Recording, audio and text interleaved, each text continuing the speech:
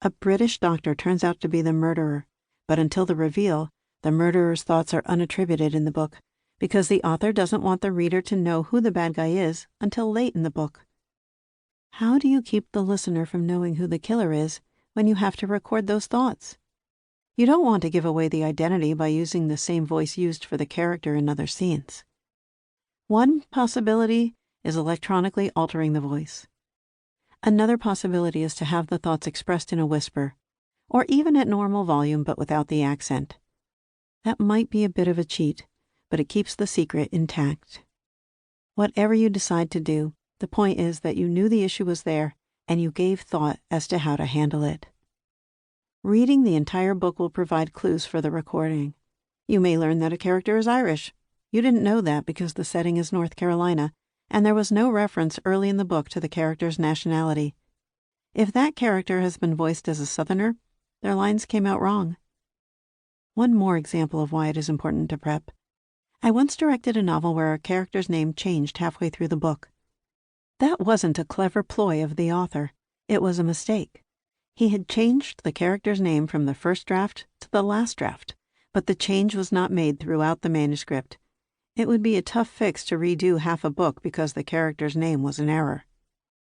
Yet another reason to read the book before recording is to make what I call a pronunciation list. This is the bane of many directors, but it is also their greatest assistant. This list is words you need to look up so that you can tell the narrator how to pronounce them. It could be words from another language. It could be scientific terms, or names, real or imagined. Think how much time you would use up in the studio, time you are paying for, to stop and look up words when they could and should have been researched before the recording started. You, or a researcher if you hire someone to do that work for you, will be very busy looking up foreign words or names, or even common English words that may be commonly mispronounced. As a matter of fact, the very word pronunciation is often mispronounced as pronunciation. The payoff is that your director will enjoy not having to slow down while in the studio, other than to feed the correct pronunciation to the narrator.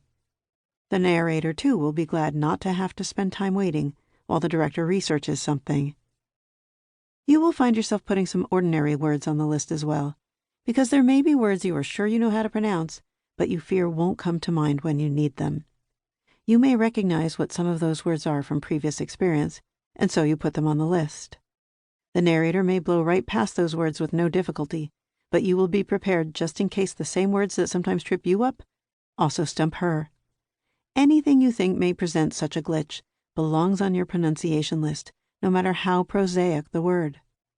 Would I be a bit embarrassed if someone looked over my shoulder and saw basic English words on my list? Yes, I would, but I'll take being a little sheepish over being unprepared. In another scenario, if you are about to embark on recording a fantasy novel, there will likely be all sorts of names of people, places, and animals that the author has made up. It is a great help to have access to the author so that you know how he wants these to be pronounced. If you don't have access to the author, try other ideas. Is this book, or an earlier one in the series, already published and enjoying a fan base? How do the fans say these names? You may be able to find some, but not all of the pronunciations. You may find discrepancies in how the words are said. That's a director's life.